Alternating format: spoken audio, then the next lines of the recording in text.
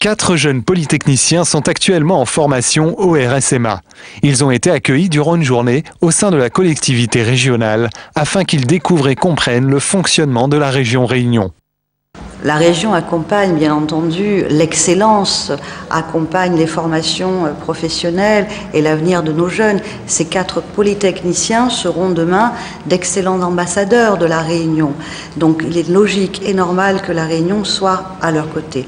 Et puis c'est le moment aussi de parler de l'évolution de nos institutions, de parler de la décentralisation. Il pose beaucoup de questions sur les grands chantiers, sur la formation des jeunes, mais il pose également pas mal de questions sur la décentralisation. Cette visite, qui fait partie de leur cursus, doit leur permettre d'appréhender la réalité de plusieurs administrations.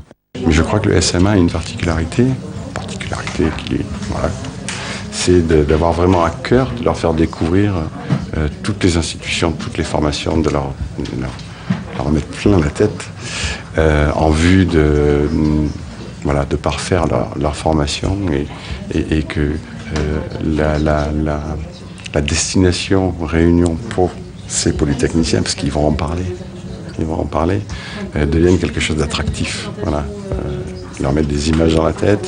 Et donc lier ce plein d'images, ce plein de découvertes avec une véritable découverte de la réalité du terrain.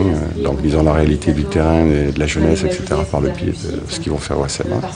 Ils ont la réalité de l'action de l'État à la Réunion par la préfecture et ils ont la réalité de la gestion locale par la région.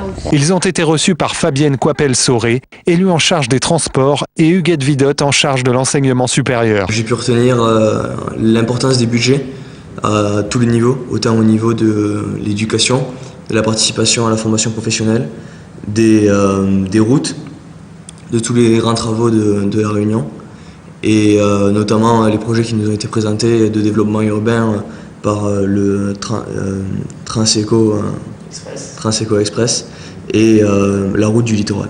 Okay, ça peut vous aider à choisir un parcours de carrière, en fait, du moins d'avoir une vision un peu plus globale, par exemple, de ce qui se passe à la Réunion. Bien sûr, c'est clairement important pour nous en fait, de venir, puisque ça nous permet d'être sensibilisés sur l'implication de l'État, puisqu'on a été visiter la préfecture et ici, plus précisément, des collectivités territoriales. Et c'est vraiment important pour nous, puisque ça nous montre un travail qui nous est pas forcément familier. Et ça nous permet de nous ouvrir des perspectives de carrière assez intéressantes pour nous. Les jeunes hommes sont en première année de Polytechnique à Palaiseau. Ils sont de passage dans l'île pour une durée de 4 mois et sont arrivés début janvier. La semaine dernière, le SNAV a organisé une série d'ateliers et de déplacements dans l'île. Plus de 350 agents de voyage venus spécialement de métropole ont découvert ou redécouvert la Réunion. Tout d'abord, c'est la joie d'être ici à La Réunion, d'avoir pu amener 350 agents de voyage venir redécouvrir ou découvrir aussi La Réunion, car beaucoup de métropolitains ne connaissent pas cette île merveilleuse. Alors, nous sommes venus ici avec plusieurs motifs. La découverte de l'île, rencontrer nos confrères de La Réunion et nous associer un peu à ce développement que nous souhaitons pour le tourisme vers l'île de La Réunion.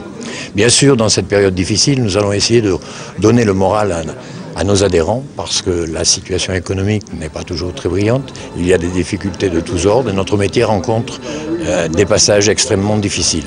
Donc nous allons travailler sur surtout demain, l'espoir, le rebond, la sortie d'une crise, car nous voulons sortir de cette crise, et les vacances, les loisirs, la découverte du monde, et y compris bien sûr l'océan Indien et la Réunion, seront pour nous des thèmes de travail pendant ces 2 jours. L'objectif étant de montrer que l'offre touristique est toujours au plus haut niveau, et ce malgré les différentes crises qui touchent le secteur. Le tourisme est un domaine prioritaire du développement de l'île de La Réunion.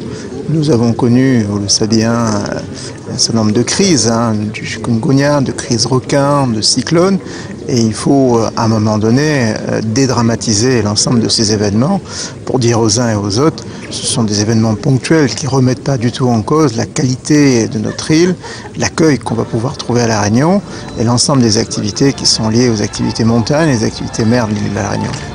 Ces rencontres des professionnels du voyage est un moment fort attendu par le monde touristique de l'île, car au final, les agents de voyage pourraient davantage conseiller La Réunion aux vacanciers métropolitains.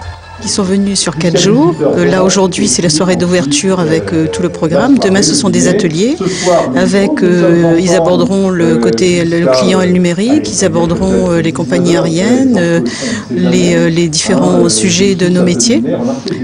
Toute la journée de 9h à 18h. Samedi découvriront un peu le panorama de la Réunion et le samedi soir il y aura la soirée de clôture avec les différentes compagnies aériennes, SNCF. Enfin là c'est un congrès national, donc c'est très bien que tous viennent ici. C'est la première fois que le SNAV organise son congrès à La Réunion. Un protocole d'accord a été mis en place entre la région Réunion, la BPI France, l'AFD et les banques de la Réunion.